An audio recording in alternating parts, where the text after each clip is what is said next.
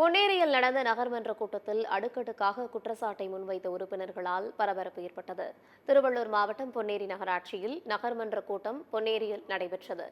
அப்போது உறுப்பினர் ஒருவர் பேசுகையில், லஞ்சம் பெறுவதாக புகார் அளித்தும் நடவடிக்கை ஏன் எடுக்கவில்லை என்றும், நகராட்சி நகரமன்ற உறுப்பினர்களுக்கு என்று கழிவறை இல்லாததால் ஒரே கழிவறையை 27 நகரமன்ற உறுப்பினர்கள் பயன்படுத்தி வருவதாக உறுப்பினர்கள் அடுக்கடுக்காக குற்றச்சாட்டை முன்வைத்தனர்.